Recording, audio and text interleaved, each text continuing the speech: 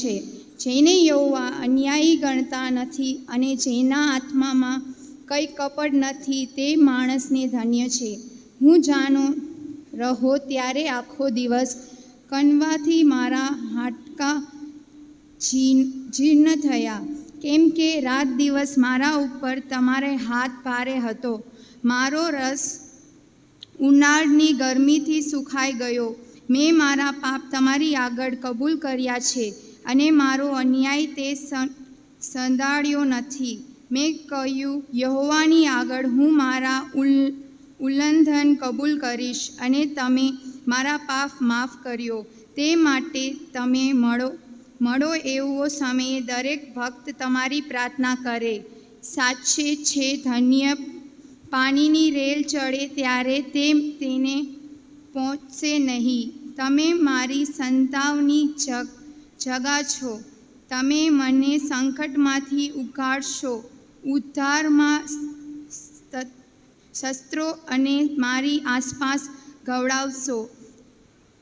કયે માર્ગ તારે ચાલવું તે હું તને શીખવીશ તથા બતાવીશ. મારી નજર તારા પર રાખીને હું તને બોધ આપીશ.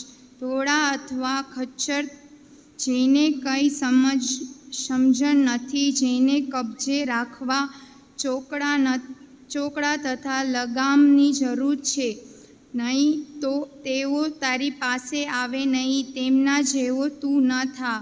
દુષ્ટ પર ઘણી વિપત્તિઓ આવી પડશે, પણ જે યહોવા પર ભરોસો રાખે છે તેને તેમની કૃપાથી ધેરાશે. હે ન્યાયીઓ, યહોવામાં આનંદ કરો તથા હરખાઓ, અને હે હૃદયના યથાર્થીઓ, તમે સર્વ હર્ષનાદ કરો. આવો આપણે પ્રભુના વચનો વાંચીએ. યોહાન 10:1-6. હું તમને નિશ્ચય કહું છું, જે બારણામાંથી ઘેટાના વાડામાં પેસતો નથી, પણ બીજે કોઈ રસ્તેથી ચડે છે, તે ચોર તથા લૂંટેરો છે. પણ બારણામાંથી જે પેસે છે તે ઘેટા પાળક છે. દરવાન તેને માટે ઉઘાડે છે અને ઘેટા તેના સાદ સાંભળે છે, અને તે પોતાના ઘેટાને નામ લઈને બોલાવે છે અને તેઓને બહાર દોરીને લઈ જાય છે. જ્યારે તે પોતાના સર્વ ઘેટાને બહાર કાઢે છે, ત્યારે તે તેઓની આગળ ચાલે છે અને ઘેટા તેની પાછળ ચાલે છે, કેમ કે તેઓ તેનો સાદ ઓળખે છે. પણ અજાણાની પાછળ તેઓ ચાલશે નહીં, પણ તેની પાસેથી નાસી જશે, કેમ કે અજાણ્યાઓનો સાદ તેઓ ઓળખતા નથી. ઈસુએ તેઓને એ દ્રષ્ટાંત કહ્યું, પણ જે વાતો તેમણે તેઓને કહી તે તેઓ સમજ્યા નહીં. આમેન. થઈને જીવતા દેવની સ્તુતિ આરાધના કરીએ, જે તેને પોતાના પુત્ર ઈસુ ખ્રિસ્ત આપણા માટે મોકલી આપ્યો હતો, અને એ નામમાં આપણને શાંતિ તથા સંગાઈ મળે છે. તે નામની આપણે સ્તુતિ આરાધના કરીએ અને ગીત ગાશું, જીસ નામ મેં શક્તિ, જીસ નામ મેં મુક્તિ.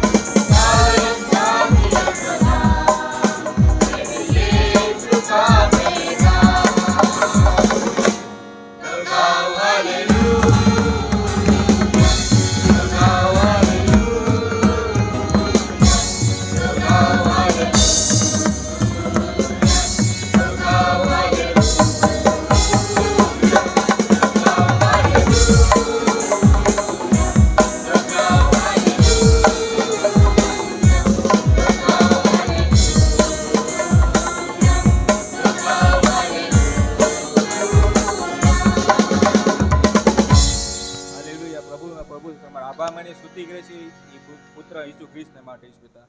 એ ઈસુ ખ્રિસ્તના નામમાં ઈસુ પિતા અમને શાંતિ મળે છે તે માટે આભાર માની સ્તુતિ કરે છે. ઈસુ પિતા અમારે ગત દિવસમાં ગમે એવી બીમારી હતી ત્યારે ઈસુ પિતા અમે ચંગાઈ આપી છે તે માટે આભાર માની સ્તુતિ કરે છે પિતા. અને અમારા સ્તુતિના પણ તમારા ચરણોમાં મૂકીએ છીએ, તેના સ્વીકાર કરો પ્રભુ ઈસુના નામમાં. આમીન.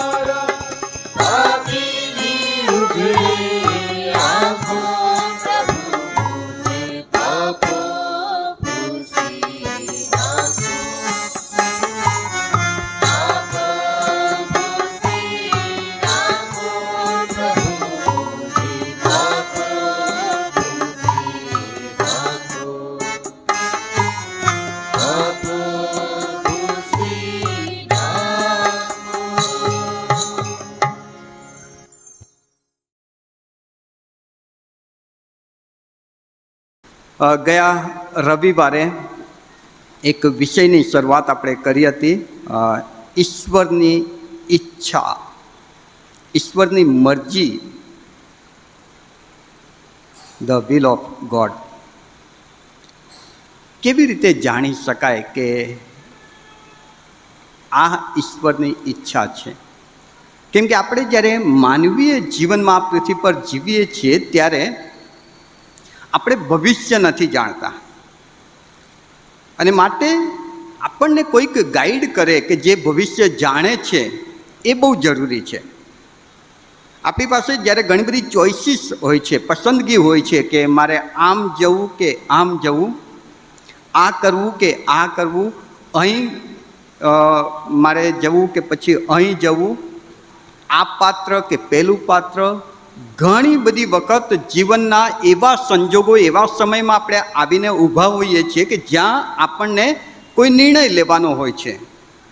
ઘણા બધા રસ્તાઓમાંથી કોઈક રસ્તો, કોઈ એક પસંદગી આપણે કરવાની હોય છે, અને એવા સમયમાં બહુ જરૂરી બની જાય છે કે કોઈક આપણને ગાઈડ કરે, અને ગાઈડ એ રીતે કરે કે પરફેક્ટ હોય. અને પરફેક્ટ ગાઈડ એ જ કરી શકે છે કે જે ભવિષ્ય જાણે છે. બાકી જે ભવિષ્ય નથી જાણતો એ આપણને ગાઈડ કરે છે તો એ તો તુક્કા કરે છે, તુક્કા મારે છે કે ભાઈ આ પસંદ કરી લે, તું સફળ થશે. અને એ પસંદ કરીએ ને ઘણી બધી વખત બહુ મોટા નુકસાનમાં વ્યક્તિ જતો રહે, કેમ કે એ તો તુક્કો હતો.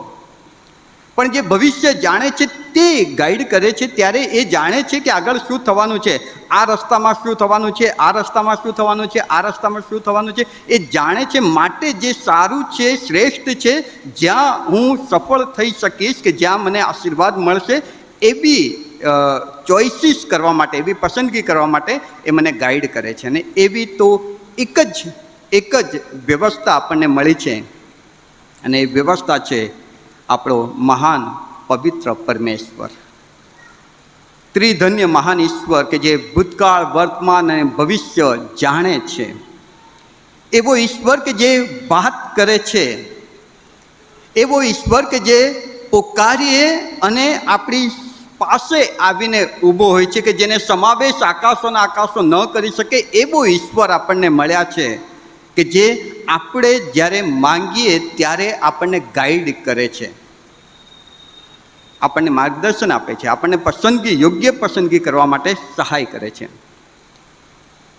અને માટે એક વિશ્વાસી વ્યક્તિ તરીકે આપણા માટે બહુ જરૂરી બની જાય છે કે આપણે એ ઈશ્વરની ઈચ્છા જાણીએ, એ ઈશ્વરની ઈચ્છા જાણીએ કે પ્રભુ તારી શું ઈચ્છા છે. ગયા રવિવારે જે વચનમાંથી આપણે જોયું હતું તે પ્રમાણે કે ઈશ્વરની ઈચ્છાની કેટલા પ્રકારની ઈચ્છા હોઈ શકે, જેમ કે એમની અટલ ઈચ્છા, એમની મરજિયાત ઈચ્છા, એમની ગુપ્ત ઈચ્છા વગેરે વગેરે.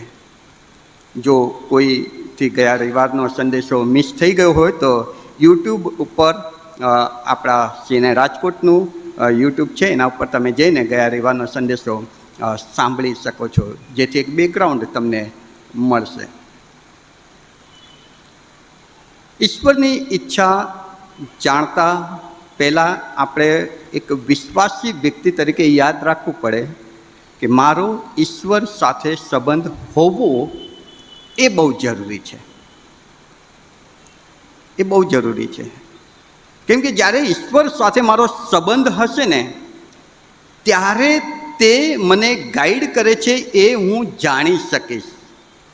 અને માટે આપણે જ્યારે ઈશ્વર સાથે જોડાયેલા છીએ, પ્રભુ ઈસુ ખ્રિસ્તમાં આપણે પિતાની સાથે જોડાયા છીએ, અને એ ઈશ્વરે આપણને જૂનો કરાર કહો કે નવો કરાર કહો, બંને જગ્યાએ એવું જણાવી દીધું છે કે હું તમને ગાઈડ કરીશ, હું તમને માર્ગદર્શન આપીશ, હું તમને દોરીશ. એક બહુ સરસ વચન ગીતશાસ્ત્ર 32 અને 8 તમે જોઈ શકો છો. ગીતશાસ્ત્ર 32 અને 8 જે શાસ્ત્રપાઠ વાંચવામાં આવ્યો એમાંથી ગીતશાસ્ત્ર 32 અને 8. ગીતશાસ્ત્ર 32 અને 8. કે માર્ગે તારે ચાલવું તે હું તને શીખવીશ તથા બતાવીશ, મારી નજર તારા પર રાખીને હું તને બોધ આપીશ. કયા માર્ગે તારે ચાલવું જોઈએ તે હું તને શીખવીશ અને બતાવીશ. મારી નજર તારા પર રાખીને હું તને બોધ કરીશ કે બેટા આ દીકરી આ આપણો ઈશ્વર છે વાલાઓ, કે જે ભવિષ્ય જાણે છે. અને જ્યારે જ્યારે આપણે કન્ફ્યુઝ થઈએ છીએ કે ક્યાં જવું, ત્યારે એ આપણને એમ કહે છે કે તારે ચિંતા નહીં કરવાની, કયા માર્ગે ચાલવાનું છે, કયો નિર્ણય લેવાનો છે તે હું તને બતાવીશ. હું મારી નજર તારા પર રાખીને તને ગાઈડ કરીશ. નવા કરારમાંથી જે શાસ્ત્રપાઠ વાંચવામાં આવે તેમાં પણ બહુ સરસ વચન, યોહાનની સુવાર્તા 10મો અધ્યાય 3જી અને 4થી કલમ, યોહાન 10:3 અને 4. અને ઘેટા તેનો સાદ સાંભળે છે, તે તેઓને બહાર દોરી લઈ જાય છે, તે તેઓની આગળ ચાલે છે, અને ઘેટા તેની પાછળ પાછળ ચાલે છે, કેમ કે તેઓ તેનો સાદ ઓળખે છે. પ્રભુ ઈસુ ખ્રિસ્ત આપણા ઉત્તમ ઘેટા પાળક છે ને તે આગળ ચાલે છે, તે મને દોરે છે, તે મને ગાઈડ કરે છે, તે મારી આગળ ચાલીને એ નિર્ણય લે છે અને એની પાછળ હું ચાલું છું, ત્યારે મારા જીવનમાં હું શ્રેષ્ઠ પામું છું. અને માટે મારે મારું ભવિષ્યમાં શું થનાર છે એની ચિંતા કરવાની જરૂર નથી. મારે તો ફક્ત એ ઈશ્વર પર વિશ્વાસ રાખીને એની શું ઈચ્છા છે તે શોધવાનું છે, એની શું મરજી છે એ પ્રમાણે એની પાછળ ચાલવાનું છે, કેમ કે તેને મારી ચિંતા છે. એફેસીઓનો પત્ર 5મો અધ્યાય અને 17મી કલમ, એફએસી 5 અને 17. એ માટે અણસમજુ ન થાઓ, પણ પ્રભુની ઈચ્છા શી છે તે સમજો. અણસમજુ ન થાવ માટે તમને વ્યવસ્થા ન મળી હોય ને તો વાત જુદી, પણ એ પ્રભુ એમ જૂના કરારમાં ને નવા કરારમાં બંને જગ્યાએ એમ કહે છે કે હું જે ભવિષ્યનો જાણનાર છું, તને દોરવા તૈયાર છું, તને ગાઈડ કરવા તૈયાર છું, તને માર્ગદર્શન આપવા તૈયાર છું, તારે કયા માર્ગે ચાલવું તે શીખવવા અને બતાવવા હું તૈયાર છું. અને જો આ વ્યવસ્થા આપણને મળી હોય અને આપણે એ વ્યવસ્થાનો લાભ નથી લેતા તો આપણે અણસમજુ છીએ. અણસમજુને થોડી કડક ભાષામાં મૂર્ખ કહેવાય છે. એ મૂર્ખ કહેવાય કે જે આ વ્યવસ્થા મળ્યા પછી પણ એ વ્યવસ્થાનો લાભ ન લે. અને માટે વાલાઓ, તમારા અને મારા માટે પ્રભુની પાસે ચોક્કસ આયોજન છે. એફેસીઓનો પત્ર 2જો અધ્યાય અને 10મી કલમ તમે જુઓ, એફએસી 2 અને 10. કેમ કે આપણે તેની કૃતિ છીએ અને સારી કરણી કરવાને ખ્રિસ્ત ઈસુમાં આપણને ઉત્પન્ન કરવામાં આવ્યા છે. તે સારી કરણી વિશે દેવે અગાઉથી એમ ઠરાવ્યું કે આપણે તે પ્રમાણે ચાલીએ. અગાઉથી દેવે ઠરાવ્યું છે. ગીતશાસ્ત્ર 139માં અધ્યાયને તમે જોજો, હું જન્મ્યો નહોતો એ પહેલાં હું મારા ઈશ્વરના માઇન્ડમાં હતો. મારું હજી મારા માના પેટમાં આકાર રચાય કે એકે હાડકું રચાયું નહોતું એ પહેલાં મારા ઈશ્વરના મગજમાં મારા જીવન માટે આયોજન હતું. અહીં લખ્યું છે કે દેવે અગાઉથી ઠરાવ્યું છે. અગાઉથી મારા જન્મ પહેલાં મારા માટે દેવે વિચારી રાખેલું કે આને હું આ જગ્યાએ જન્મ આપીશ, આ જગ્યાએ એનો ઉછેર કરીશ, આ જગ્યાએ એના જીવનનું પરિવર્તન કરીશ, આ જગ્યાએ હું એને મારી ઓળખ આપીશ, અને મારી ઓળખ મળ્યા પછી તે મારા પગલામાં પગ મૂકીને આગળ વધશે અને એના જીવનથી હું ઘણા બધાના જીવનો આશીર્વાદિત કરીશ. આપણા ઈશ્વર પાસે આપણા બધાને માટે ચોક્કસ આયોજન છે, ચોક્કસ હેતુ છે, અને ચોક્કસ હેતુ, આયોજન અને ઈચ્છા પ્રમાણે તમને ને મને જીવન આપવામાં આવ્યું છે વાલાઓ. અને માટે જ તો બાઇબલ તમને ને મને મીઠા અને અજવાળાની ઉપમા આપે છે. તમે જગતનું અજવાળું છો. તમારી રૂઢિકરણીઓથી પિતાને મહિમા મળે અને ઘણા બધા વ્યક્તિઓ પિતાને ઓળખે એવી દેવની ઈચ્છા છે.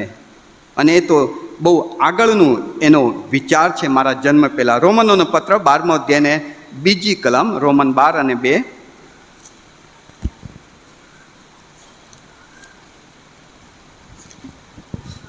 આ જગતનું રૂપ તમે ન ધરો, પણ તમારા મનથી નવીનતાને યોગ્ય તમે પૂર્ણ રીતે રૂપાંતર પામો, જેથી દેવની સારી તથા માન્ય તથા સંપૂર્ણ ઈચ્છા શી છે તે તમે પારખી શકો. જો દેવની ઈચ્છા મારા માટે બાઇબલ કહે છે કે સારી જ છે, સારી જ છે, એની પાસે મારા માટે જે ઈરાદા છે સારા જ છે, જરા પણ નુકસાન નથી. એક કલામ કદાચ વંચાઈને પછી આનું કદાચ ડિટેલમાં જોઈએ. યર્મિયા 29:11. યર્મિયા 29:11. કેમ કે જે ઈરાદા હું તમારા વિશે રાખું છું તેઓને હું જાણું છું, એવું યહોવા કહે છે. એ ઈરાદા ભવિષ્યમાં તમને આશા આપવાને માટે વિપત્તિ લગતા નહીં પણ શાંતિને લગતા છે. યહોવા એવું કહે છે. યહોવા એ સર્વસમર્થ દેવ કે જેણે એમ કહ્યું કે અજવાળું થાવ અને અજવાળું થઈ ગયું, એ ઈશ્વર એવું કહે છે કે તમારા માટે મારા જે ઈરાદા છે, મારી જે ઈચ્છા છે એ તમને ભવિષ્યમાં શાંતિ આપનાર, ભવિષ્યમાં સફળ કરનાર અને તમારા માટે આશીર્વાદ લાવનાર છે. પણ એ જાણવા માટે એ સારી અને માન્ય અને સંપૂર્ણ ઈચ્છા દેવની જે છે તે જાણવી હોય તો તમારે જગતનું રૂપ ધરવાનું નથી. રોમન 12:2. જગતનું રૂપ તમે ન ધરો. જગત અલગ અલગ પ્રકારથી વર્તે છે. કોઈ ક્યાંક જઈને હાથ બતાવે, જુઓ ને ભાઈ મારે પૈસા નથી ટકતા. કોઈ ક્યાંક જઈને પોતાનું નામ કહીને એમ કે આ રાશિ જોઈને તમે મને બતાવો કે મારું આ કામ નથી થતું, કેવી રીતે થશે. જગતનું રૂપ તમે ન ધરો. જગત જે કરે છે તે તમે ન કરો, કેમ કે તમે તો અલગ છો. કેમ કે તમારા જન્મ પહેલા તમને આવું જીવન આપવાનું દેવની ઈચ્છા હતી અને એ માટે એની પાસે ઈરાદા છે કે તમારું જીવન આશીર્વાદિત બને. અને માટે વાલાઓ, આપણા દેવની ઈચ્છા જાણવી એ બહુ જ જરૂરી છે, બહુ જરૂરી છે. પ્રભુ ઈસુ ખ્રિસ્ત આપણા માટે બહુ શું કહે કે સર્વશ્રેષ્ઠ નમૂનો છે. એનાથી મોટો નમૂનો આપણી આગળ બીજો રોલ મોડલ બીજું કોઈ નથી. એ જ્યારે આ પૃથ્વી પર હતા ત્યારે એમણે કહ્યું કે હે પિતા, તારી ઈચ્છા પૂર્ણ કરવાને હું અહીં આવ્યો છું. કેટલું અદ્ભુત વચન કે હે પિતા, તારી ઈચ્છા પૂર્ણ કરવા હું અહીં આવ્યો છું. અને જ્યારે પ્રભુ ઈસુ ખ્રિસ્તે તારણ સિદ્ધ કર્યું, વધસ્તંભ પર જીવ આપ્યો, ત્યારે એમણે એમ કહ્યું કે સંપૂર્ણ થયું. તારી જે ઈચ્છા હતી પિતા એ મેં પરિપૂર્ણ કર્યું, તારું કામ પૂર્ણ કર્યું છે અને હવે તું મહિમાવાન થા. ઈસુના જીવનથી પિતા મહિમાવાન થયા, કેમ કે એમણે પિતાની ઈચ્છા પરિપૂર્ણ કરી. તમે ને હું એ જ પિતાના સંતાન છીએ. તમે ને હું એ જ યહોવા બાપને અબ્બા બાપ કહીને પોકારીએ છીએ. તમે ને હું એ જ વ્યવસ્થામાં આ પૃથ્વી પર આવ્યા છીએ. તમારા ને મારી પ્રાર્થના પણ એ જ હોવી જોઈએ કે બાપ, તારી ઈચ્છા પૂર્ણ કરવા હું અહીં આવ્યો છું. તારી ઈચ્છા મારા જીવનમાં પરિપૂર્ણ થાય. આપણી રોજની પ્રાર્થના હોવી જોઈએ, રોજની. યોહાન 5:19 ઈસુ એમ કહે છે કે મારો બાપ જે કરે છે તે હું કરું છું. પણ હું કઈ રીતે જાણી શકું કે મારો બાપ શું કરે છે? હું કઈ રીતે જાણી શકું કે મારા બાપની ઈચ્છા શું છે? મને કેવી રીતે ખબર પડે કે મારા પિતાની મરજી કેવી છે? અને માટે એણે આપણને કહ્યું છે કે હું તમને દોરીશ, હું તમને ગાઈડ કરીશ, હું તમને માર્ગદર્શન આપીશ, હું તમને જણાવીશ. પણ એ ઈચ્છા કે એની મરજી જાણતા પહેલા મારી મરજીનો નકાર કરવો એ બહુ જરૂરી છે. હું જ્યાં સુધી મારી ઈચ્છાને નકારતો નથી, જ્યાં સુધી હું મારી મરજીને નકારતો નથી, ત્યાં સુધી હું એની ઈચ્છા જાણ્યા પછી બી કદાચ એ પૂરી નહીં કરી શકું. અને માટે બહુ જરૂરી છે કે ઈશ્વરની ઈચ્છા જાણવા માટે આવો છો ત્યારે સૌથી પહેલી શરત એ છે કે હું મારી જાતનો નકાર કરું, હું મારા વિચારોનો નકાર કરું, હું જે ચાહું છું તેને બાજુ પર મૂકી દઉં અને પછી પ્રભુને પૂછું કે પ્રભુ તારી ઈચ્છા મને કહે. ઘણી બધી વખત કેવી ભૂલો થાય છે આપણાથી. આપણે આપણું લિસ્ટ બનાવીને પ્રભુની આગળ મૂકીએ છીએ અને પ્રભુને કહીએ છીએ કે પ્રભુ હવે તારી ઈચ્છા શું છે? પ્રભુ કે ભાઈ તારું લિસ્ટ તું બાજુ મૂક ને, તારી ઈચ્છા તું બાજુ મૂકી દે. આપણી ઈચ્છા આપણે ઈશ્વર પર થોપી બેસાડવાનો પ્રયત્ન કરીએ છીએ અને માટે ઈશ્વરની ઈચ્છા જાણી શકતા નથી, અથવા તો જાણ્યા પછી પણ એ પ્રમાણે નિર્ણય નથી લઈ શકતા. અને માટે પહેલી શરત એ છે કે હું મારી ઈચ્છાને ભૂસી નાખું, બ્લેન્ક થઈ જાઉં, બિલકુલ ઝીરો થઈને પછી પ્રભુને પૂછવું કે પ્રભુ આટલી બધી ચોઇસીસ છે, તમે મને કહો કે મારે શું કરવાનું છે. લગ્ન પહેલાં જો હું કોઈ પાત્ર પસંદ કરી બેસું અને દુનિયાવી ભાષામાં જેને કહેવાય ને કે એને શું કહેવાય, લવ થઈ ગયો, લવ થઈ જાય, પ્રેમ થઈ જાય, અને પછી હું પ્રભુને પૂછું, પ્રભુ કોઈક માંગવા, પ્રભુ મારે કોની સાથે લગ્ન કરવા તમે મને બતાવો. અલ્યા તમે કરી બેઠા છો અને પછી પ્રભુને પૂછો. આવી રીતે પ્રભુની ઈચ્છા ન જાણી શકાય.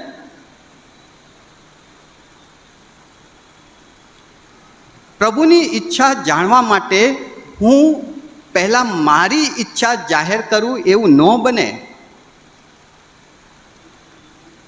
12મા પછી અથવા તો 10મા પછી, મને લાગે 10મા પછી નિર્ણય લેવાનો હોય છે ને કે કઈ લાઈનમાં જવું.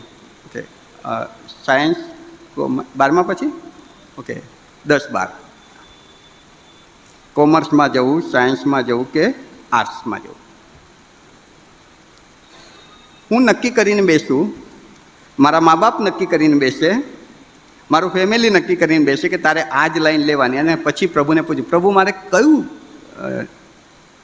કઈ લાઈન લેવી. ઝીરો થઈ જાઓ, પ્રભુને પૂછો. કેમ કે કદાચ સાયન્સમાં કે બી ગ્રુપ કે એ ગ્રુપમાં હું ટોપ પર જઈને પણ એ આશીર્વાદ નહીં પામી શકું કે જે ઈશ્વર મને આપવા માંગતા હશે. કેમ કે હું ભવિષ્ય નથી જાણતો. પ્રભુ ઈસુ ખ્રિસ્તે બહુ સરસ વાત કહી છે કે માણસ આખું જગત મેળવી લે પણ એના આત્માની હાનિ થાય તો એને શો લાભ. અને માટે ઈશ્વરને હું જ્યારે પૂછું છું ત્યારે એ મને જે બતાવે છે ને એ જ્યારે હું મેળવું છું ત્યારે અંતે એ મેળવવાની ખુશી, એ મેળવવાનો આનંદ, એનો આશીર્વાદ હું પામું છું.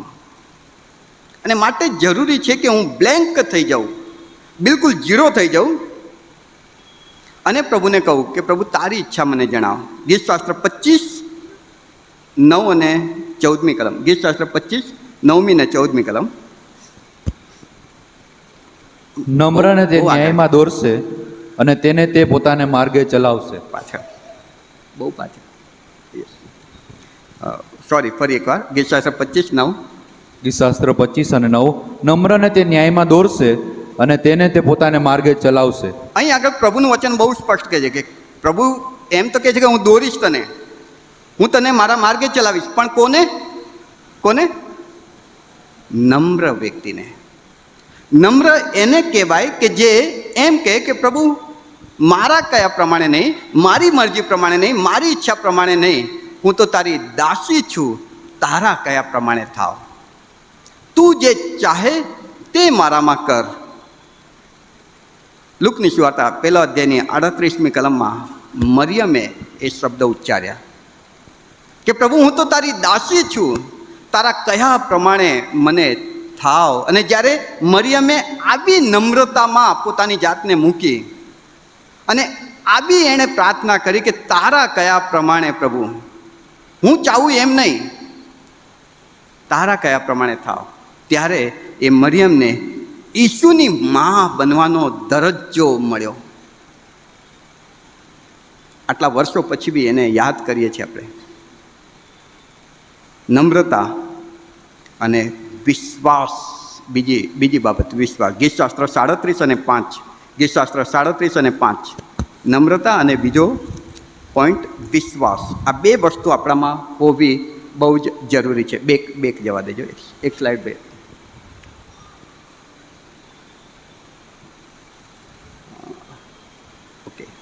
ગીતશાસ્ત્ર 37 અને 5.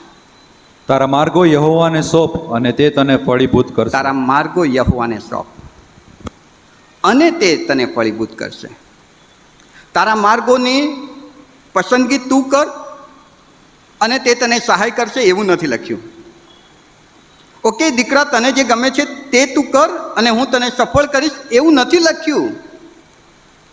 બહુ સ્પષ્ટ બાઇબલ કહે છે કે તારા માર્ગો, તારા નિર્ણયો, તું જે ચાહે છે બધું જ બાજુ પર મૂકી દે, તું મને સોંપી દે. તું એમ કે પ્રભુ તારી ઈચ્છા પ્રમાણે કર.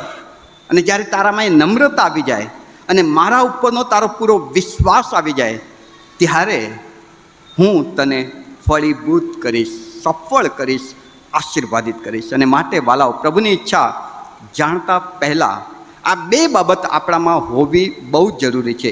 એક, હું મારી જાતને 0 કરી દઉં છું. પ્રભુ, મારી ઈચ્છા પ્રમાણે નહીં પણ તારી ઈચ્છા પ્રમાણે તું મને દોર. તું જે કહીશ તે કદાચ આજે મને યોગ્ય ન લાગે, હું એ નહીં વિચારું. હું ફક્ત વિશ્વાસ રાખીશ કે મારા પ્રભુએ કહ્યું છે ને એ મારે કરવાનું છે, કેમ કે એમાં જ મારા કાર્ય જીવનની સફળીભૂતતા કે સફળતા છે. કેવી રીતે ઈશ્વર આપણને ગાઈડ કરશે, ઈશ્વર આપણને કઈ રીતે દોરશે, કઈ રીતે આપણે પ્રભુની ક્યાંથી પ્રભુની દોરવણી મેળવી શકીએ છીએ. 5 બાબત હું મૂકવાનો પ્રયત્ન કરીશ તમારી આગળ. આમ તો તમે એમાં વધારે એડ કરી શકો છો, બીજા પણ રસ્તાઓ હશે કે જે દ્વારા પ્રભુ આપણી સાથે વાત કરે છે.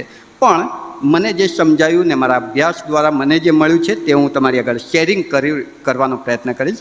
5 એવી રીત છે કે જે દ્વારા પ્રભુ મને શું કહે છે તે હું જાણી શકું છું. એમાં સૌથી પહેલી રીત પવિત્ર શાસ્ત્ર બાઇબલ. પ્રભુ તારી ઈચ્છા શું છે એ મારે જાણવા માટે પહેલી રીત ક્યાંથી હું જાણી શકું છું તો બાઇબલ. ઈશ્વરની સામાન્ય 90% ઈચ્છા, 80-90% ઈચ્છા બાઇબલમાં પ્રભુએ જાહેર કરી જ દીધી છે. અને માટે બાઇબલને વાંચવું મારા માટે બહુ જરૂરી બની જાય છે વાલાઓ. જો હું બાઇબલ નથી વાંચતો અને જ્યારે નિર્ણય લેવાનો આવે ત્યારે હું ફક્ત બાઇબલ આમ કરીને ખોલું છું અને એમાં આંખ બંધ કરીને કલમ ઉપર હાથ મૂકું છું અને એમ કહું છું કે પ્રભુ આ જે છે એ તારી ઈચ્છા સમજીશું, અને પછી ખોલીને વાંચું છું અને એમાં જે નીકળે ને એ હું એમ માનું છું કે આ ઈશ્વરની ઈચ્છા. રોંગ મેથડ છે. રોજ બાઇબલ વાંચવાનું. શા માટે? કેમ કે બાઇબલને શાની ઉપમા આપવામાં આવી છે? દીવો, દીવા સમાન છે. દીવાનું અજવાળું કેટલું હોય? દીવાનું અજવાળું એક દીવો જો હાથમાં હોય ને, એક ડગલું આગળ વધું ને એટલું જ હોય. દીવો ટોર્ચ નથી, બેટરી નથી કે દૂર સુધીનું હું જોઈ શકું. દીવો મને એક ડગલું આગળ વધવા માટે અજવાળું આપશે, અને જ્યારે હું એક ડગલું આગળ વધું છું ત્યારે બીજા એક ડગલા માટે અજવાળું આપશે, પછી ત્રીજા ડગલા માટે, એમ મને દીવો આગળ લઈ જાય છે. અને એના માટે દીવો સતત મારી પાસે હોવો જરૂરી છે. બાઇબલ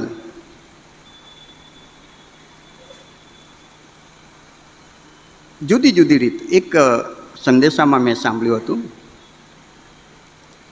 એક છોકરો કોઈની સાથે પ્રેમ થયો હશે ને પછી જે પાત્રની સાથે પ્રેમ થયો ને વર્ષો સુધી સાથે રહ્યા ને પછી એ પાત્રએ એને છોડી દીધો. બહુ અપસેટ થઈ ગયો, બહુ નિરાશ થઈ ગયો. વિશ્વાસુ વ્યક્તિ હતો, યુથમાં જતો હતો, ક્વાયરમાં સેવા આપતો હતો, ઘણી બધી વખત યુથના પ્રતિનિધિ તરીકે કમિટીમાં પણ બેસતો હતો. એ છોકરો એકદમ અપસેટ થઈ ગયો કે આ છોકરી મને છોડી દીધું, હવે શું કરવાનું? એના મનમાં વિચાર આવવા લાગ્યો કે મારે મરી જવું જોઈએ, મારે આપઘાત કરવાનો છે. હવે વિશ્વાસુ હતો, દેવળમાં જતો હતો, સેવા આપતો હતો, વચન બી આપતો હતો ક્યારેક. એટલે એણે વિચાર્યું કે મારે પ્રભુની ઈચ્છા જાણવી જોઈએ કે પ્રભુ શું કહેવા માંગે છે. મારે આપઘાત કરવો કે નહીં એના માટે પ્રભુને પૂછવું જોઈએ. અને માણસ બાઇબલ લઈને બેઠો, આંખ બંધ કરીને કીધું, પ્રભુ મારે અપઘાત કરવાનો છે, તું મને અપઘાત કરું કે નહીં કરું એના માટે ગાઈડ કર. અને આંખ બંધ કરીને બાઇબલ આમ ખોલ્યું અને એક કલમ ઉપર એણે હાથ મૂક્યો અને પછી આંખ ખોલી. એ કલમ કઈ હતી ખબર?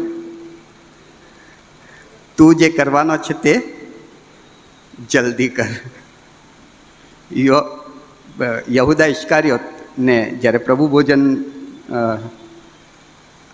માં બેઠા હોય છે ને, પ્રભુ રોટલી ખવડાવીને કોળીઓ ખવડાવીને પછી એમ કહે છે કે તું જે કરવાનો છે તે જલ્દી કર. અને એ જ કલમ ઉપર એનો હાથ આવી જાય છે અને વિચારે કે મારો પ્રભુ મને અપઘાત કરવાનું કહે છે. ગાંડો માણસ. પ્રભુ તો એમ કહે છે કે તારા આ શરીરનું જે ખૂન કરે છે, આ શરીરને જે મારે છે, શરીરને જે નુકસાન કરે છે, એ દેવના મંદિરને તોડે છે, દેવના મંદિરને નુકસાન કરે છે. દેવના મંદિરને જે નુકસાન કરે છે એના માટે પ્રભુ કેટલા ગુસ્સે થાય છે તમને ખબર છે? એક વખત તો કોરડો હાથમાં લઈને બધાને ફરી વળ્યા હતા કે આ મંદિરને તમે અશુદ્ધ કરો છો. દેવના મંદિર પ્રત્યે ઈસુની આસ્થા બહુ ગજબની છે. અને વ્યક્તિ જ્યારે આવી રીતે બાઇબલ વાંચે છે અને પછી એમ કહે છે કે મને પ્રભુ મરવાનું કહે છે, ગાંડો માણસ કહેવાય. અને માટે રોજ રોજ તમારે બાઇબલ વાંચવું પડે. બાઇબલમાં, માફ કરજો સમયના અભાવે હું થોડો સ્પીડમાં જઈશ આગળ. બાઇબલમાં બધી ઈચ્છાઓ પ્રભુએ જાહેર કરી દીધી છે. તમારા લગ્નને અનુલક્ષીને જો તમારે કંઈ ગાઈડલાઇન્સ જોઈએ તો બાઇબલ વાંચો. કયા પાત્ર સાથે લગ્ન કરવું એના માટે પ્રભુ બીજી રીતે દોરવણી આપશે, પણ લગ્ન માટે પ્રભુ અહીં આગળ ઓલરેડી ગાઈડલાઇન્સ આપી ચૂક્યા છે. એક ભાઈ લગ્ન કર્યા પછી એક બીજી વ્યક્તિની સાથે પ્રેમમાં પડ્યા અને પછી પ્રભુને પૂછે છે કે પ્રભુ આ બરાબર છે? અલ્યા બાઇબલમાં લખી દીધું છે કે વ્યભિચાર કરવો નહીં. લગ્ન પછીના બધા સંબંધો વ્યભિચારમાં આવે, લગ્ન પહેલાંના બધા સંબંધો વ્યભિચારમાં આવે. ઓલરેડી પ્રભુએ બતાવી દીધેલું છે બાઇબલમાં. એના માટે તમારે બાઇબલની કલમો ખોલવાની જરૂર નથી. બાઇબલ રોજ વાંચતો હોય ને એને તો તરત સમજાઈ જાય કે બાઇબલમાં ઓલરેડી આના માટે ગાઈડ કરી દેવામાં આવ્યા છે. તમારા વડીલોનું સન્માન કરવું અંદર નોંધ આપી દેવામાં આવી છે. એના માટે મારે પ્રભુને પૂછવા અલગ અલગ બહુ ઉપવાસ કર એ જરૂર નથી. બાઇબલ રોજ વાંચો ને તો રોજના જીવન માટેની દરેક ગાઈડલાઇન્સ મને બાઇબલમાંથી મળી શકે છે. આ એક રીત છે. બહુ કદાચ આગળ સમય ન કાઢતા આપણે થોડા સ્પીડમાં જઈશું. બીજી રીત, પવિત્ર આત્મા દ્વારા. પવિત્ર આત્મા દ્વારા પ્રભુ આપણે સાથે વાત અને વ્યવહાર કરે છે, આપણને એની ઈચ્છા બતાવે છે. કેવી રીતે પ્રભુની ઈચ્છા ક્યાંથી જાણી શકાય? એક બાઇબલમાંથી જાણી શકાય અને બીજું પવિત્ર આત્મા દ્વારા. હવે જ્યારે વ્યક્તિ પ્રભુ ઈસુનો અંગત તારનાર તરીકે સ્વીકાર કરે છે ને ત્યારે પવિત્ર આત્મા મારામાં રહેવા આવે છે. અને પવિત્ર આત્મા મને ગાઈડ કરે છે, દોરે છે, ઈશ્વરની ઈચ્છા બતાવે છે. યોહાનની સુવાર્તા 10મો અધ્યાય 4થી ને 5મી કલમ. યોહાન 10:4 અને 5. જ્યારે તે પોતાના સર્વ ઘેટાને બહાર કાઢે છે ત્યારે તે તેઓની આગળ ચાલે છે અને ઘેટા તેની પાછળ પાછળ ચાલે છે, કેમ કે તેઓ તેનો સાદ ઓળખે છે. પણ અજાણ્યાની પાછળ તેઓ ચાલશે નહીં, પણ તેની પાસેથી નાસી જશે, કેમ કે અજાણ્યાનો સાદ તેઓ ઓળખતા નથી. જે બાબત પર હું તમારું ધ્યાન કેન્દ્રિત કરવા માગું છું તે એ કે ઘેટા પોતાના ઘેટા પાળકનો સાદ સાંભળે છે. હવે ઘણી વખત મારા મનમાં એક પ્રશ્ન થાય કે મારામાં પવિત્ર આત્મા આવી ગયો, પણ મારે આ કરવું કે આ કરવું મને પવિત્ર આત્મા કહે છે એ કેવી રીતે ખબર પડે? અંદરથી આવતો અવાજ મારો પોતાનો વિચાર પણ હોઈ શકે આ કલમ એમ કહે છે કે પ્રભુ ઈસુ એમ કહી રહ્યા છે કે જે મારા છે ને એ મારો અવાજ ઓળખી જાય છે. ઘણા બધા અવાજોમાંથી કયો અવાજ પવિત્ર આત્માનો છે? ઘણા બધા અવાજો મારા હૃદયમાં આવતા હશે, એમાંથી કયો અવાજ ઈશ્વરનો છે, પ્રભુ ઈસુ ખ્રિસ્તનો છે, એ મને ખબર પડવી જોઈએ. અને ક્યારે ખબર પડે? કે જ્યારે હું પવિત્ર આત્મા સાથે સતત જીવું છું ત્યારે. દાખલા તરીકે પ્રમોદભાઈ મને ફોન કરે તો એમણે ફોન પર એમ કહેવાની જરૂર નહીં કે હું પ્રમોદભાઈ બોલું, એમનો અવાજ જ હું ઓળખી જાઉં. કેમ કે મારો રોજનો વ્યવહાર છે, એમનો અવાજ મને તરત જ ખબર પડી જાય. ખાલી હેલો બોલે ને મને ખબર પડી જાય કે આ પ્રમોદભાઈ બોલે છે. અંદરથી જ્યારે પવિત્ર આત્મા બોલે છે ત્યારે એ મને ખબર ત્યારે જ પડે કે જ્યારે હું સતત પવિત્ર આત્મામાં જીવતો હોઉં ત્યારે પવિત્ર આત્મા બોલે અને મને ખબર પડી જાય કે હા, આ મારા દેહ પવિત્ર આત્માનો અવાજ છે. ઘેટા એનો સ્વાદ ઓળખે છે, જાણે છે. કેમ કે ઘેટા પાળકનો સ્વાદ રોજ સાંભળે છે. રોજ સાંભળતા સાંભળતા એ અવાજ એના માઇન્ડમાં ફિટ થઈ ગયો છે કે આ અવાજ છે ને મારા પ્રભુનો જ છે. પ્રેરિતોના કૃત્યના 16મા અધ્યાયની 7મી કલમ. પ્રેરિતોના કૃત્ય 16મો અધ્યાય 7મી કલમ. તેઓએ મુસિયાની સરહદ સુધી આવીને બિથુનિયા જવાનો પ્રયત્ન કર્યો, પણ ઈસુના આત્માએ તેઓને જવા દીધા નહીં. ઈસુના આત્માએ તેઓને રોક્યા. હવે એમને કેવી રીતે ખબર પડી હશે કે આ ઈસુનો આત્મા? સતત ઈસુની સાથે જીવતા હતા, રોજ ઈસુની સાથે વાત કરતા હતા, રોજ એની સાથે સંગતિ કરતા હતા, અને માટે જ્યારે ઈસુ બોલે છે એમને ખબર પડી જાય છે કે આ મારો ઈસુનો અવાજ છે. એનો મતલબ, મારા પ્રિય વહાલાઓ, રોજ પ્રભુની સાથે જીવો, રોજ પ્રભુમાં જીવો. અને જ્યારે આપણે એમ જીવીએ છીએ ત્યારે આપણને પ્રભુનો અવાજ ઓળખાઈ જાય છે.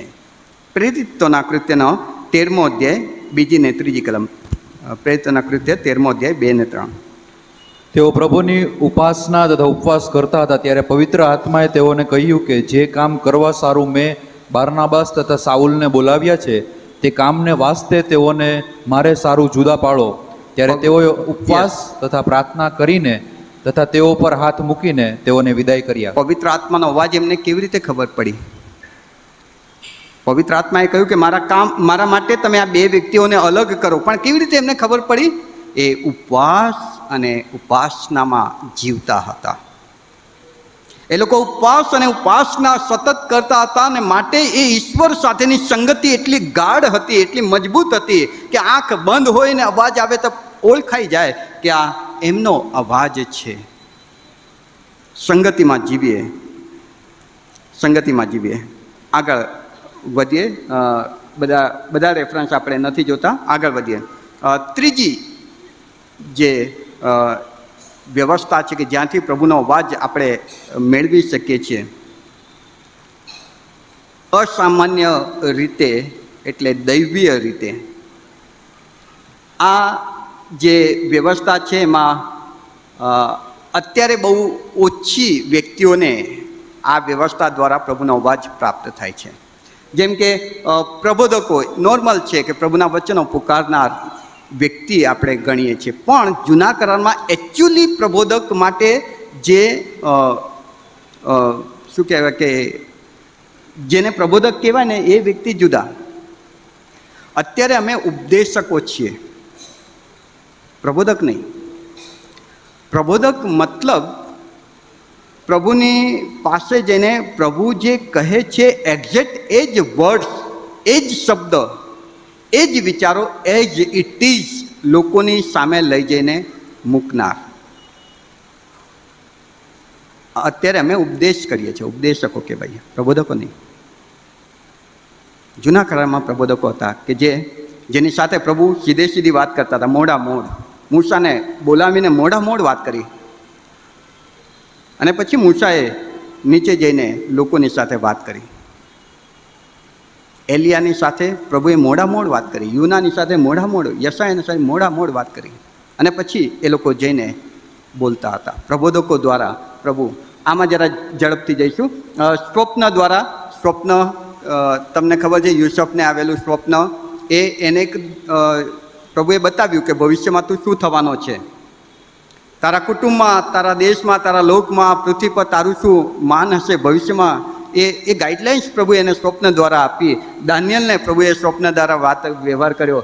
દર્શન અને ચિત્ર દ્વારા મેને તકેલ ઉર્ફે તોલવામાં આવ્યા છે અને કમતી માલુમ પડ્યા છે. રાજાને એ દર્શન કે ચિત્ર આપ્યું. યોહાનને પાત્મસ બેટમાં દર્શન અને ચિત્ર આપ્યું પ્રભુએ. દૂતો દ્વારા ઇબ્રાહિમની સાથે 3 દૂતો ઇબ્રાહિમના ઘરે ગયા અને જમવા બેઠા. દૂતો દ્વારા દર્શન, મરિયમને, યુસુફને દૂતો દ્વારા પ્રભુએ ગાઈડ કર્યા. કે મરિયમને કહ્યું કે મરિયમ આવું કરવાનું છે. યુસુફને કહ્યું કે ઉઠ, તારી પત્ની મરિયમને લઈને નાઝરેત જતો રહે. દૂતો દ્વારા પ્રભુ ગાઈડ કરે છે.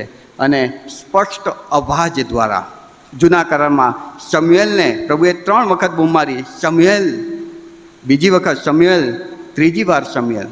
3 વખત ને મને લાગે છે પ્રશ્ન સન્ડે સ્કૂલમાં પૂછવામાં આવે, શમ્યુએલને કેટલા વખત બૂમ પાડી?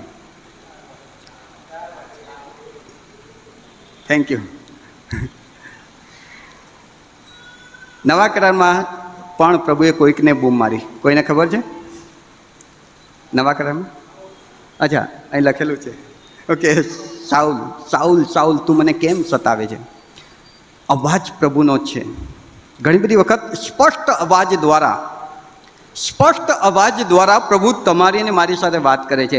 આ પણ એક પ્રભુની રીત છે કે જે દ્વારા પ્રભુ આપણી સાથે વાત અને વ્યવહાર કરે છે. ઓકે, આગળ વધીએ. ત્રીજો સામાન્ય બુદ્ધિ કે ડાપણ. આને સ્કીપ કરી દો, કશો વાંધો નહીં, આ ક્યારેક જોઈશું. સામાન્ય બુદ્ધિ ડાપણ એટલે ખબર છે ને? પ્રભુએ આપણને સામાન્ય સમજણ આપી છે. એમાં કંઈ પૂછવા જો એક પ્રભુના સેવકે એક ચોપડી લખી, મને અત્યારે ચોપડીનું નામ નથી, નોઈન ગોડ, J.L. પેકર નામના લેખકે લખી. એમાં એમણે લખ્યું કે એક બાઈ પ્રભુમાં બહુ જીવતી, દરેક વાતે પ્રભુને પૂછે, પ્રભુ આ કરું, પ્રભુ તે કરું. સવારે ઉઠે અને ખાટલામાં પડ્યા પ્રભુને પૂછે, પ્રભુ તું કે તો હું ઉઠું. પછી બેસે ને પછી પ્રભુને કહે, પ્રભુ તું કે તો બ્રશ કરું, પ્રભુ તું કે તો ચા મૂકું. અરે સામાન્ય બુદ્ધિ પ્રભુએ આપી દીધી છે કે સવાર થાય એટલે ઉઠવાનું, બ્રશ કરવાનું, ચા મૂકવાનું. સામાન્ય બુદ્ધિ દ્વારા પણ પ્રભુ આપણને ગાઈડ કરે છે, એટલે એ પણ પ્રભુ દ્વારા હોય છે. આગળ આપણે વધીએ. ચોથો પોઈન્ટ, સંતોની સલાહ. સંતોની સલાહ. નીતિવચન 12 અને 15 પ્લીઝ વાંચો. નીતિવચન 12 અને 15. મૂર્ખનો માર્ગ તેની પોતાની નજરમાં ખરો છે, પણ જ્ઞાની માણસ સારી સલાહ ઉપર લક્ષ આપે છે. તમારી પાસે ચોઇસીસ છે અને તમારે જાણવું છે કે મારા પ્રભુ મારા માટે શું વિચારે છે. ત્યારે બાઇબલ કહે છે કે તમે સારા વ્યક્તિની સલાહ, માર્ગદર્શન, ગાઈડલાઇન્સ મેળવી શકો છો. એ તમારો બાળક હોઈ શકે, એ તમારો ખ્રિસ્તમાં મિત્ર હોઈ શકે, એ તમારો કુટુંબનો કોઈ વડીલ હોઈ શકે, પણ સલાહ, સારા વ્યક્તિની સલાહ. નીતિવચન 15 અને 22. નીતિવચન 15 અને 22. સલાહ લીધા વગરના ઈરાદા રદ જાય છે, પણ પુષ્કળ સલાહકારીઓ હોય તો તેઓ પાર પડે છે. સલાહ લીધા વગર. હું વચન વાંચું છું અને મને હજુ પણ કન્ફ્યુઝન છે કે પ્રભુ મને શું કહેવા માગે છે, મને હજુ નથી સમજાતું. તો કોઈક સારા આગેવાનનું માર્ગદર્શન તમે મેળવો, પૂછો, પ્રભુના સેવકોને પૂછો કે મને વચન આવું મળે છે, આ નિર્ણય લેવાનો છે, તમારે શું કરવું. એ વચનનો ખુલાસો કદાચ પ્રભુ એ સલાહ આપનાર વ્યક્તિ દ્વારા તમને આપે ને એ રીતે તમને પ્રભુ ગાઈડ કરે છે. અને માટે સલાહ કોઈક સારા વ્યક્તિની સલાહ દ્વારા પણ પ્રભુ આપણને ગાઈડ કરે છે. પણ આમાં અગત્યની વાત, સલાહ મળશે, સલાહ આપશે, પણ નિર્ણય તો આખરે એણે જ લેવાનો છે. ત્યારે એણે એ સલાહ મને મળે ત્યારે એ બાઇબલ પ્રમાણે છે કે નહીં એ મારે ચેક કરવાનું.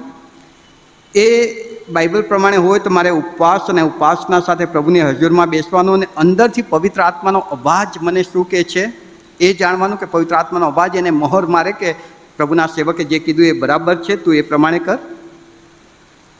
અને પવિત્ર આત્મા મને કહે અંદરથી કે ઓકે, આ જ તારા માટેની ઈચ્છા છે, તો આપણે એમાં આગળ વધવું જોઈએ. કોઈ સલાહ આપે ને એને તરત માની લેવાની જરૂર નથી. એ સલાહ આપે છે ત્યારે એને કમ્પેર કરો બાઇબલની સાથે, અને બાઇબલની સાથે ઉપવાસ અને પ્રાર્થના દ્વારા પ્રભુને પૂછો.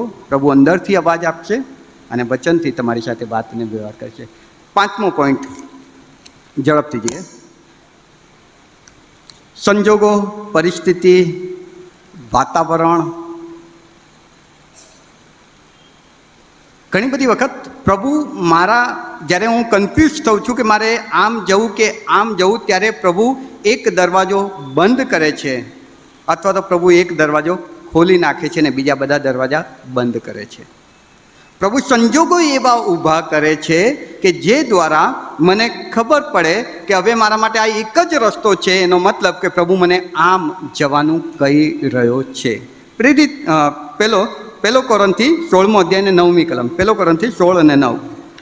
કેમ કે એક મહાન અને કાર્ય સફળ થાય એવું દ્વાર મારે સારું ઉગાડવામાં આવ્યું છે અને વિરોધીઓ ઘણા છે. કેમ કે એક મહાન દ્વાર પ્રભુએ મારા માટે ઉગાડ્યું છે. આના પછીની સ્લાઇડ, પહેલો કોરિન્થી 16 અને 9. મારા માટે પ્રભુએ દ્વાર ઉગાડ્યું છે. પ્રભુ ઘણી બધી વખત એવા સંજોગો ક્રિએટ કરે છે આપણી આજુબાજુ કે જે દ્વારા પ્રભુ આપણને એ રીતે માર્ગદર્શન આપવા માગે છે. તમે જુઓ, ઘેટાઓ હોય ને, એના વાડામાં જ્યારે લઈ જવાનું હોય ત્યારે ઘેટા પાળક શું કરે છે, તમે યુટ્યુબ પર વિડીયો જોજો. આજુબાજુથી એવું દબાણ ઊભું કરતા જાય, ત્યાંથી એને હાંકવામાં આવે, અહીંથી હાંકવામાં આવે, અહીંથી હાંકવામાં આવે. આમ હાંકતા એમની સામે, ઘેટાની સામે એક વાડાનો દરવાજો જ ખુલ્લો હોય, બીજું બધું જ ત્યાંથી આમ હાંકતા દરવાજો જ ખુલ્લો હોય, ત્યારે ઘેટા એમાં જતા રહે છે. પ્રભુ ઘણી બધી વખત આપણને આ રીતે ગાઈડ કરે છે કે બધા દરવાજા બંધ કરી દે અને એક જ દરવાજો ખુલ્લો રાખે કે જેથી આપણે એમાં આગળ વધે. ઘણી બધી વખત પ્રભુ બધા દરવાજા બંધ કરે, એક ખોલે, અથવા તો ઘણી બધી વખત બધા દરવાજા એક દરવાજો ખુલ્લો રાખે અને બીજા બંધ કરે. આગળની સ્લાઇડ જોઈએ. પ્રેરિતોના કૃત્ય 16મો અધ્યાય ને 7મી કલમ. પ્રેરિતોના કૃત્ય 16મો અધ્યાય 7મી કલમ. તેઓએ મૂસિયાની સરહદ સુધી આવીને વિથુનિયા જવાનો પ્રયત્ન કર્યો, પણ ઈસુના આત્માએ તેઓને જવા દીધા નહીં. ઈસુના આત્માએ રોક્યા. ઘણી બધી વખત હું આમ જવા માગું છું, ઈસુનો આત્મા રોકે છે કે ના, ત્યાં ન જા. ઉત્પત્તિ 24 અને 1માં તમે જોઈ શકો છો, ઇબ્રાહિમનો ચાકર એલિએઝર, એણે પ્રભુને કહ્યું કે પ્રભુ એવા સંજોગો ઊભા કર, મને સમજણ નથી પડતી, મારી પાસે અત્યારે તાર પવિત્ર શાસ્ત્ર બાઇબલ નથી, અત્યારે મારી પાસે સમય નથી, હવે હું શું કરું? હું એક નિશાની માગું છું પ્રભુ, કે એવા સંજોગો ઊભા કર કે જેથી મને ખબર પડે કે તું આમાં આ બાબત પસંદ કરવા માટે મને ગાઈડ કરી રહ્યો છે. અને એલિયાઝરે કહ્યું કે હું આ કન્યા જ્યારે પાણી ભરવા આવે ત્યારે એમ કહીશ કે મને પાણી પા, ને જે કન્યા એમ કહે કે તું પી, તારા ઊંટોને પણ હું પાઈશ, એ જ કન્યા મારા માલિકના દીકરા ઈસાકને માટે ઠરાવેલી સ્ત્રી હોય. અને એવા જ સંજોગો પ્રભુ ઊભા કરે છે. અને એલિયાઝરને ખબર પડે છે કે ઓકે, મારા પ્રભુ, આ તમારી ઈચ્છા છે. પ્રભુ સંજોગો દ્વારા ઘણી વખત આપણી સાથે વાત અને વ્યવહાર કરે છે. નેક્સ્ટ, આના પછી તમારા જીવનમાં દેવની ઈચ્છાને પરિપૂર્ણ થતાં કોણ અટકાવી શકે છે?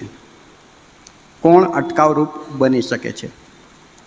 દેવની ઈચ્છા તો તમારા માટે સારી જ છે. દેવની ઈચ્છા તો તમને સફળ કરવાની જ છે.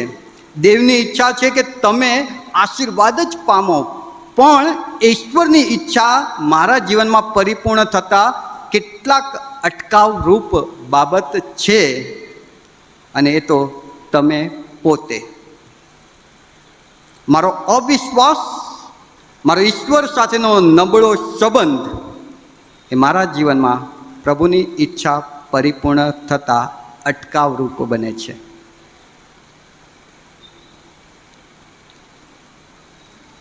સાઉલને પ્રભુએ રાજા બનવા માટે જ પસંદ કર્યો હતો.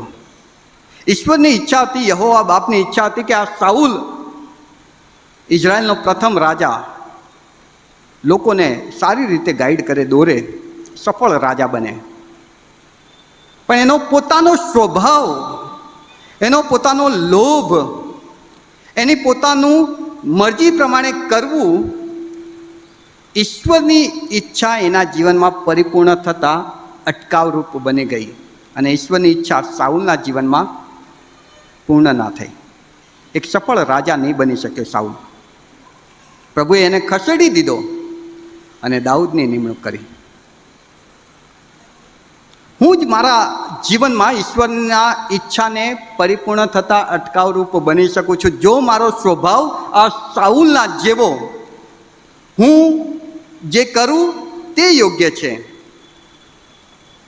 આ સાઉલના જેવું લોભ અથવા તો ઈશ્વર કહે છે એ પ્રમાણે નહીં, પણ મારી મરજી પ્રમાણે હું કરું. ઈશ્વરે એને કીધું કે ભાઈ બધું જ નાશ કરજે, લડાઈમાં જાય ત્યારે બધું નાશ કરજે, પણ એ થોડું થોડું બચાવી લીધું એણે. પ્રભુએ કીધું મેં તને આવું ક્યાં કીધું હતું? હું કહું છું એમ નથી કરવું, તારી મરજી પ્રમાણે કરવું છે તો ઓકે, હું તને છોડી દઉં છું, તું તારી મરજી પ્રમાણે જા. અને પ્રભુએ એને રાજામાંથી હટાવી દીધો, દાઉદને પસંદ કર્યો. લોતની સ્ત્રી, ઈશ્વરની ઈચ્છા હતી કે લોત અને એનું પરિવાર એ અગ્નિમાં નાશ ન પામે, અને માટે દૂતોને મોકલીને બહુ વેટ કર્યા પછી એ લોકોને બહાર કાઢીને પ્રભુ લઈ આવી રહ્યા છે. પણ એ લોતની સ્ત્રીનો સ્વભાવ લોભ હતો, ચિંતા હતી, અવિશ્વાસ હતો, અને બચવાને બદલે ખારનો થાંભલો બની ગઈ, ન બચી શકી. એનો પોતાનો સ્વભાવ એને નડ્યો. ઈશ્વરની ઈચ્છા તો હતી કે એ આખું કુટુંબ બચી જાય, પણ લોત બચી ગયો, એના બાળકો બચી ગયા હશે, પણ આ સ્ત્રી ત્યાં ખારનો થાંભલો બની ગઈ. પ્રભુમાં પ્રિયવાલાઓ, જ્યારે તમે તમારી જાતને ઝીરો કરી દો છો, નમ્ર કરી દો છો, મરિયમની જેમ એમ કહો છો કે પ્રભુ તું કહે તે કરીશ, તારી ઈચ્છા પૂરી થાવ, ત્યારે 80% પ્રભુની ઈચ્છા તમારા જીવનમાં પરિપૂર્ણ થઈ જાય છે. તમે ને હું પ્રભુના બાળકો છીએ, પ્રભુના બાળકો.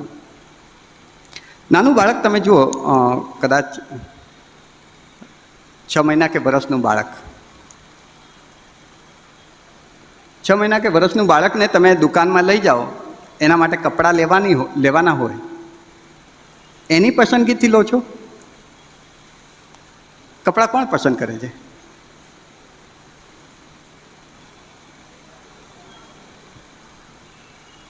એણે કેવું છે ને કે ભાઈ મને પિંક કલર ગમે છે, મારે પિંક કલર પહેરવું છે. એના મા બાપ ડિસાઈડ કરે છે કે આ છોકરાને કયો કલર મેચ થશે ને સુંદર લાગશે મારું છોકરું. એને કઈ ડિઝાઇનના કપડાં પહેરાવું તો મારો દીકરો કે મારી દીકરી વધારે સારી લાગે, વધારે સારું લાગે. એના મા બાપ ડિસાઈડ કરે છે. અને જ્યારે મા બાપ ડિસાઈડ કરે છે ને ત્યારે એ બાળક ઉપર એ વસ્તુ શોભી ઉઠે છે, દીપી ઉઠે છે. એ નાનું બાળક ડિસાઈડ નથી કરતું. તમે ને હું પ્રભુના બાળકો છીએ વાલાઓ, નાના બાળક બની જઈએ. નાનું બાળક, પ્રભુ તું જે કરે ને એ મને શોભશે. પ્રભુની ઈચ્છા આજે તમને ઇડલી ઢોસા ખવડાવવાની હોય, પ્રભુ બેસ્ટ લાગશે, કાંઈ વાંધો નહીં. અને કદાચ પેલું પાછળથી લાવવાનું હોય, પ્રભુ બેસ્ટ લાગશે. નાના બાળકની જેમ બની જાઓ, નાના બાળક. તું મારો બાપ છે, તને ખબર છે કે મને શું શૂટ થાય, તને ખબર છે કે મને શું વધારે સારું લાગશે. અને જ્યારે નાનું બાળક બની જઈએ છે ત્યારે આના પછીની સ્લાઇડ, પ્રભુ આપણા જીવન માટે જે સારું છે તે કરે છે, પણ ધીરજ અને વિશ્વાસ અને નાના બાળક જેવી નમ્રતા બહુ જરૂરી છે. પ્રભુ તમને ને મને એની ઈચ્છા પરિપૂર્ણ કરવા માટે સહાયને મદદ કરે. પ્રાર્થનામાં નમીશું, પ્રાર્થના કરીએ. પ્રભુ, અમે તમારો આભાર માનીએ છીએ તમારા અદ્ભુત પવિત્ર વચનને માટે, અને તમારી ઈચ્છા જે અમારા જીવનમાં પરિપૂર્ણ કરવા માગો છો તે થાય તે માટે અમને સૌથી પહેલાં તમારું બાળક બનતા શીખવો. એવું બાળક કે જે રોજ તમારી સંગતિમાં જીવે, એવું બાળક કે જે તમારા પર ડિપેન્ડ હોય, એવું બાળક કે જે તમે ચાહો તે હસતા મોઢે સ્વીકારે અને એમાં ખુશ થાય. અમે તમારા એવા બાળક બની શકીએ તે માટે અમને સહાયને મદદ કરો. ઈસુ પ્રભુના નામમાં માંગીએ છીએ. આમેન. તેમ પૃથ્વી પર તમારી ઈચ્છા પૂરી થાવ. દિવસની અમારી રોટલી આજે અમને આપો. જેમ અમે અમારા ઋણીઓને માફ કરીએ છીએ તેમ તમે અમારા ઋણો અમને માફ કરો. અમને પરીક્ષણમાં ન લાવો, પણ બુંધાઈથી અમારો છૂટકો કરો. કેમ કે રાજ્ય તથા પરાક્રમ તથા મહિમા સર્વકાળ સુધી તમારા જ છે. જે સર્વ સમજ શક્તિની બહાર છે તે તમારા હૃદયો અને મનોને ઈશ્વર અને તેમના પુત્ર ઈસુ ખ્રિસ્ત દ્વારા આપણા પ્રભુના જ્ઞાન અને પ્રેમમાં સંભાળી રાખો. અને સર્વશક્તિમાન ઈશ્વર પિતા, ઈશ્વર પુત્ર અને ઈશ્વર પવિત્ર આત્માનો આશીર્વાદ જેના રાજકોટ મંડળીના સગળા બહાલાઓ પર આપ સર્વ પર ઉતરી આવો. સદા આપણી સાથે રહો. આમેન.